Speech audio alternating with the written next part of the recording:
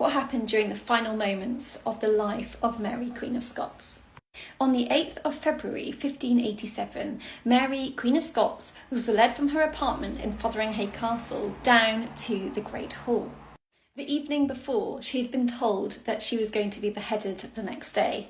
She had been found guilty for treason against Queen Elizabeth I through her implication in the Babington plot. Upon hearing the news that she was going to die the following day, Mary spent the rest of that night in prayer and contemplation, and she wrote her will. She also distributed her belongings to her attendants, and she wrote a letter to the King of France. During the night, a scaffold had been erected in the Great Hall of Fotheringhay Castle, and it was draped in black. On the day of her execution, it was said that the Scottish Queen came most willingly out of her chamber into an entry next the hall. She was accompanied by her weeping ladies and attendants. And she apparently said to one male attendant, "You ought to rejoice rather than weep, for the end of Mary Stuart's troubles is now come. Thou knowest, Melvin, that all this world is but vanity, and full of troubles and sorrows. Carry this message for me, and tell my friends that I die a true woman to my religion, and like a true Scottish woman and a true French woman." She then asked the lords that were overseeing her execution to ensure that her servants were well cared for and that sums of money were paid to them, as she had written in her will. She was assured that her requests would be granted. She then asked the lords whether she could have some of her ladies about her in her final moments upon the scaffold. They were initially unsure. Queen Mary said this: "And I hope your mistress, being a maiden queen, in regard of womanhood, will suffer me to have some of my own people about me at my death." She was tearful at this point, and she continued saying, "You know that I am cousin to your queen, and descended from the blood of Henry VII, a married Queen of France, and the anointed Queen of Scotland."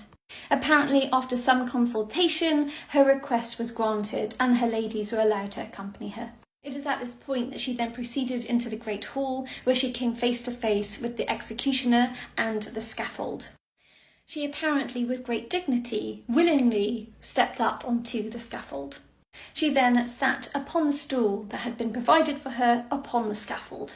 Silence then descended upon the hall as her death warrant for execution was read out. And then Dr. Fletcher, the Dean of Peterborough, tried to get her to renounce the Catholic faith and convert to the Protestant faith. But of course, Mary was never going to do this. She was a true Catholic, and she said, "Mr. Dean, trouble not yourself any more, for I am settled and resolved in this my religion, and am more purposed therein to die." And then, with her cross in her hand, her rosary beads and her prayer book, she began to read some prayers in Latin aloud. And when she had finished saying her prayers, the executioner knelt before her, asking for forgiveness, as was custom. And she said, "I forgive you with all my heart, for now I hope you shall make an end to all my troubles." At this point, 2 of her women helped her to disrobe. So her outer garments were removed, revealing a velvet petticoat and a pair of sleeves in crimson brown, which was the colour of a Catholic martyr. And this was paired with a black satin bodice. Mary's ladies were absolutely distraught by this point. But Mary turned to them, comforted them, and kissed them. She was then blindfolded with a white veil embroidered in gold, but apparently because her lady-in-waiting was so nervous, she was tremoring, so Mary had to help her tie it. Mary's ladies then left her, and Mary knelt upon a cushion before the executioner's block, and she apparently put her arms out, groping for it.